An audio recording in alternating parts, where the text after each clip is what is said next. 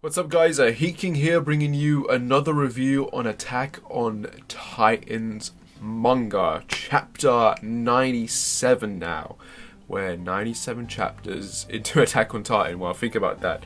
In 3 more months, we'll be on chapter 100, and I can assure you, hell, I predict that that's when we're gonna get to the final arc, potentially with the Waldarians or Paradise Islanders coming to Marlene, potentially, but that's just my theory and prediction.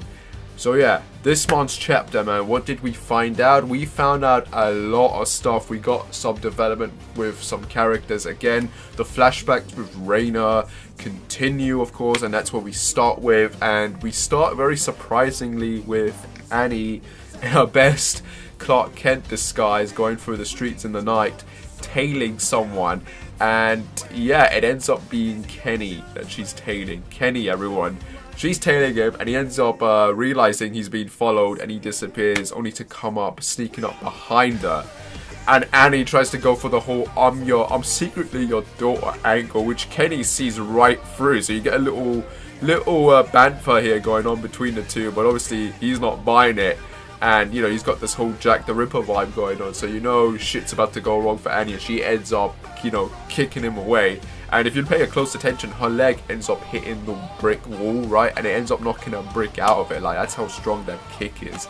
And she ends up legging it. She ends up running for it and throwing herself down through the sewers, into the manhole sewers, and escaping underground.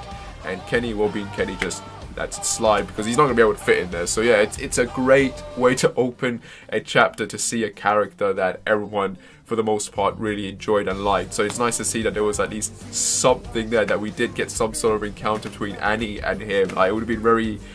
This is pretty much what means that she's basically encountered all the surviving Ackermans for the most part. You know, she's had a run-in with Kenny, and she had to run for her life. You know, who knows what would have happened, like, if they actually had went out into a fight.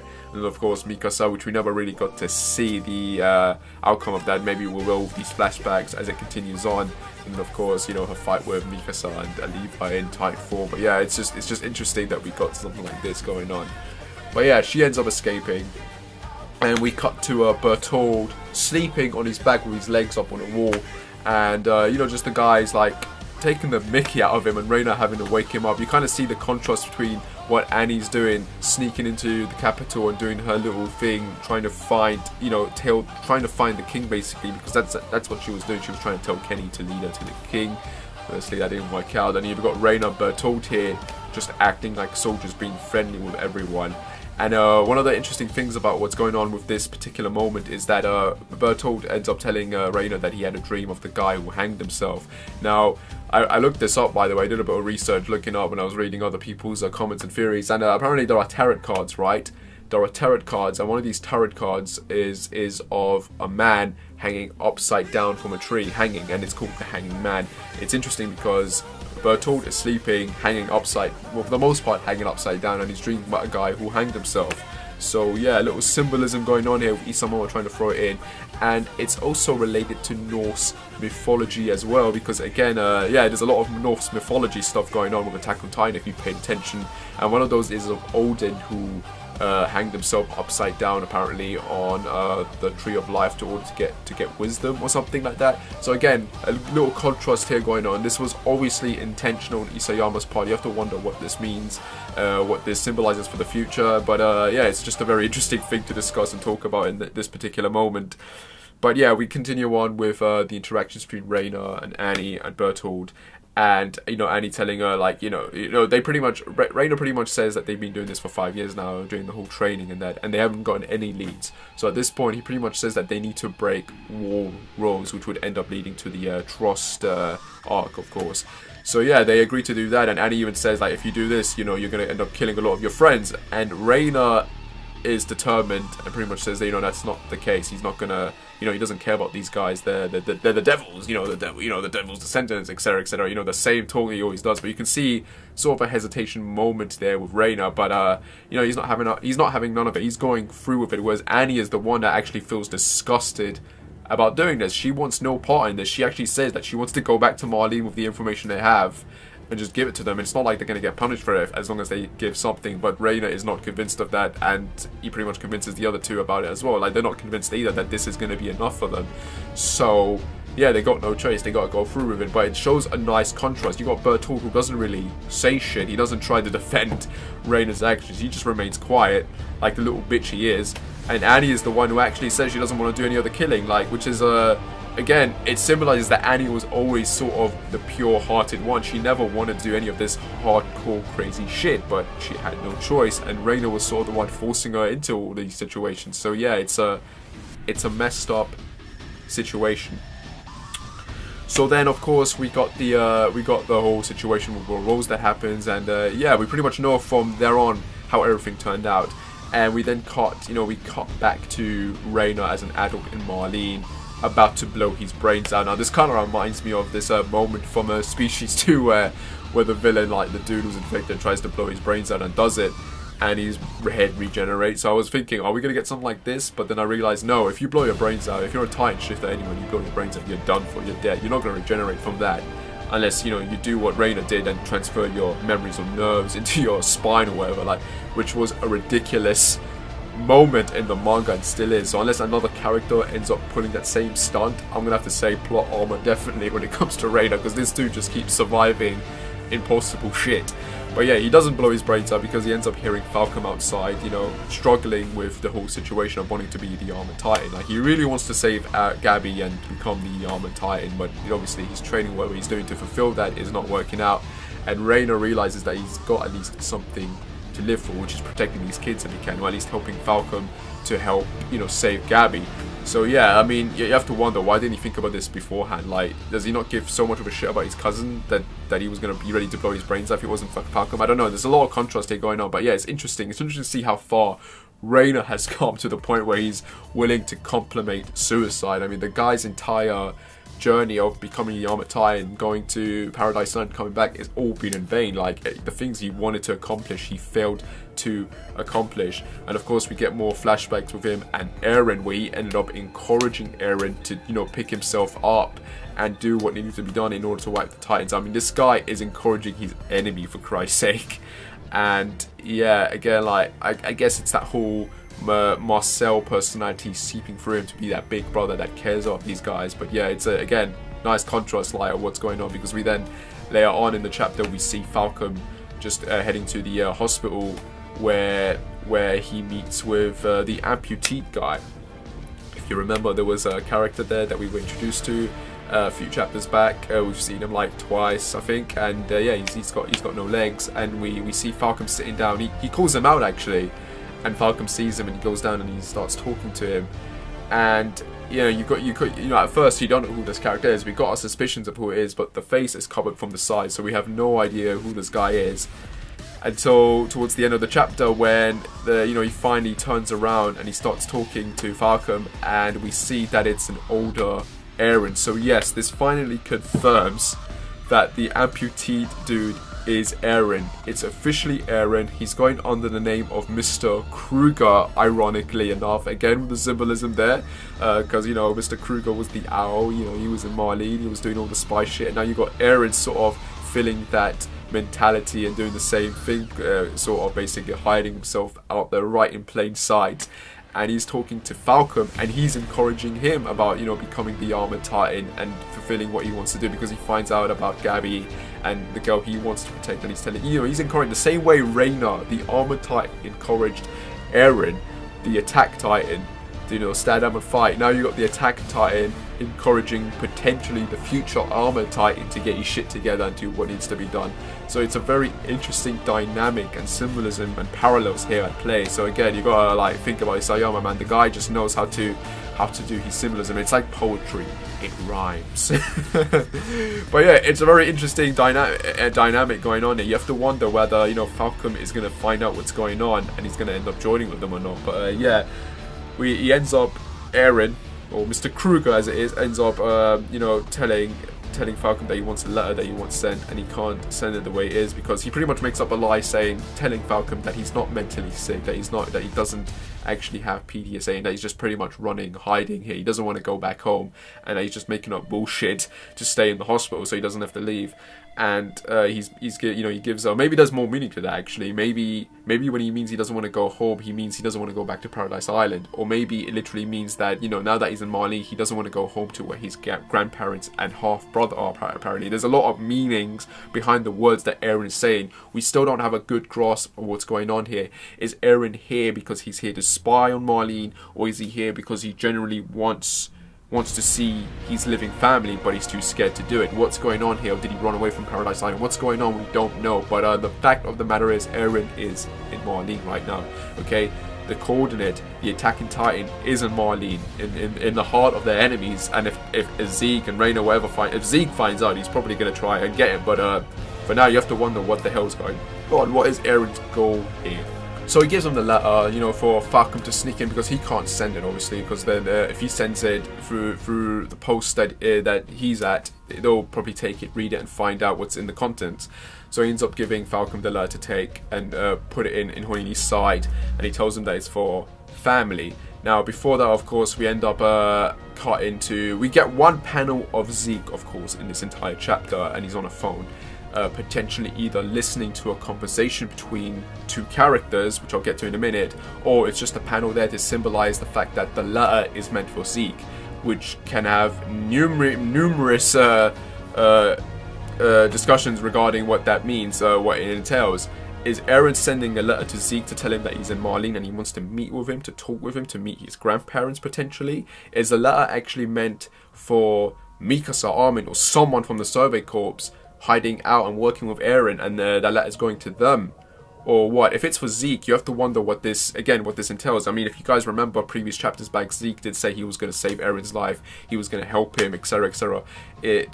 Obviously Zeke has some sort of plan. He's obviously got his own agenda. What is that? What does that entail? And you have to also remember that Zeke has royal blood. If Eren gets his hands on him, he can potentially activate the coordinate. So is this Eren's way of potentially meeting with Zeke and activating that coordinate? Does he purposely... I've had a theory that Eren would purposely allow himself to be captured, and this would cause some sort of panic, or allow the Marlene to sort of let their guard down and allow the others to come in and attack officially. Is this what's going to happen? I don't know, but I feel like that might be the case. The very fact that we only got one panel of Zeke in this entire chapter, and you got Eren saying that it's for family, and that pretty much maybe foreshadows that that's who the letter is meant for. We don't know yet. We probably won't find out until next chapter, but yeah, it's one of those things to discuss and think about now for another month or two.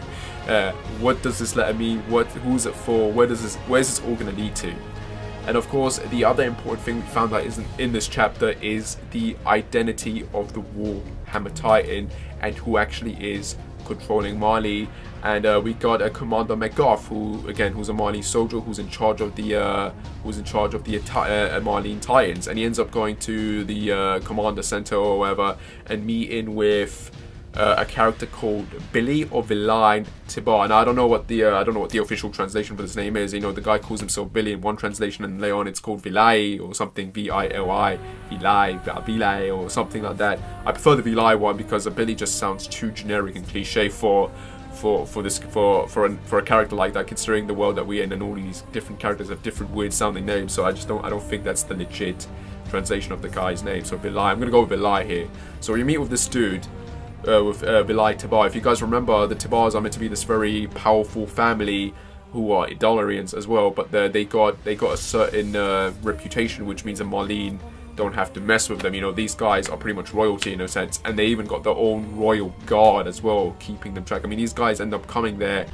unexpectedly, and McGough goes in there to talk with the head of the family potentially. We see the other family members, about 2 children, a daughter, a wife, potentially a grandfather and grandmother, and some guards obviously.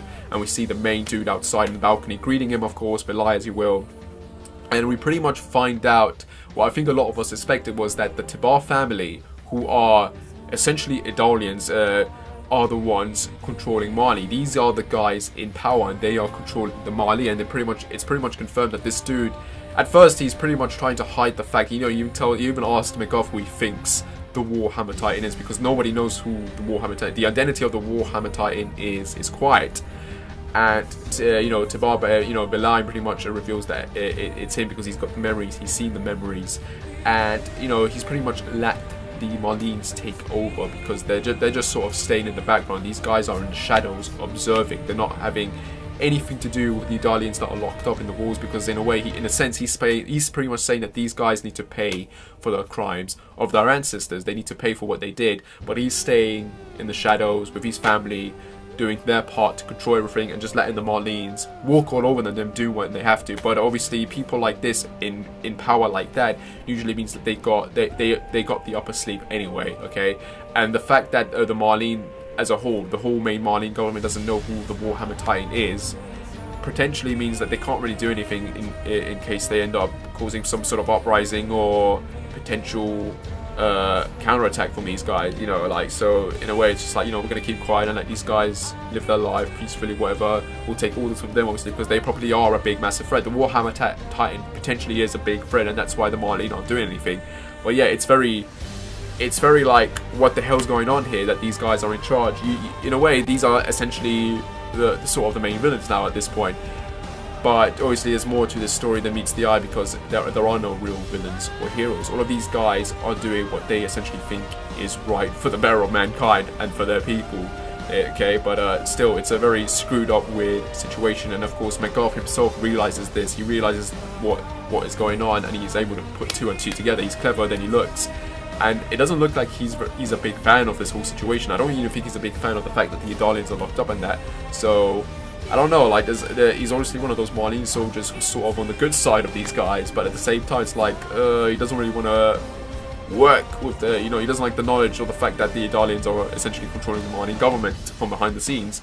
So yeah, it's a very, very messed up, what the hell situation going on here, like, what? And then of course this leads to the panel with Zeke, who's on a phone, potentially listening in or not. I don't know what the meaning of that panel is, but it could mean two things. Either it's a hint again towards Eren's letter being addressed for him, or it's a hint that Zeke is listening in on this conversation and now he knows who the Warhammer Titan is, and this is gonna go into his plans, because Timberlane says that he's gonna announce all of this stuff that he's talking about. He's gonna reveal during the party or festival, sorry, that they're gonna be holding, I believe. And this is obviously, I imagine, you know, usually when you're doing a big story like this and you have a festival, shit doesn't go according to plan. So I'm wondering if something big is going to happen during this festival, and the likely answer would be yeah, something probably drastic is going to happen here. But yeah, again, two meanings. Is Zeke listening in on this, and now he knows the identity of the Warhammer Titan? What does this mean? What's going to happen? Is there going to be some sort of attack? God, the suspense is killing me. But yeah, Villain, who looks like Thor, by the way, or at least as close to Thor as possible, is the Warhammer Titan, and they're controlling Marlene from behind the scenes. And there's going to be a festival.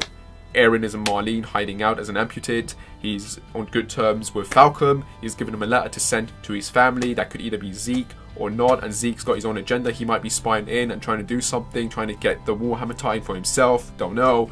And you've got Reiner contemplating suicide and now wanting to help Falcom and trying to get through his life as best as he can.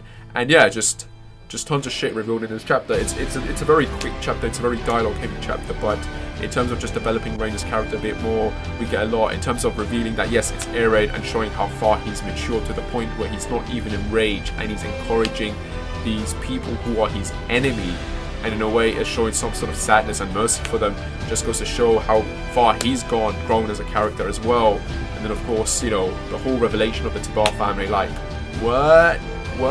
But yeah, definitely one of the best chapters of Attack on Titan so far, and I just can't wait for next month. I am convinced we're not going to get any big action moments until chapter 100, so yeah, I'm just waiting here to get to that big number now, man. I'm just waiting here to get to that big number so we can finally see, because I'm honestly think that's what's going to happen. Isayama is just going to, like, go big with that chapter. I'm hoping that might not even happen, in which case I would have been very, very wrong, but I'm hoping that's not the case and I'm very, very right, and that's what's going to happen. So that means that we have at least 3 more chapters. We have pretty much 3 more chapters to get through before we get to 100. So another 3 months, guys. Another 3 months of just holding on for hopefully a big drastic moment to happen. But yeah, I'm thinking if anything big or major is going to happen even more, it's going to be at this festival, and we still don't know what chapter that's going to be at, either next month or Again, chapter 100 maybe. I don't know, I'm just guessing it. These are my predictions. But anyway, guys, brilliant chapter as always. And if you like this, as always, like and subscribe, whatever, and comment down below and let me know your thoughts. And yeah, I shall see you when I shall see you guys. Take care and bye.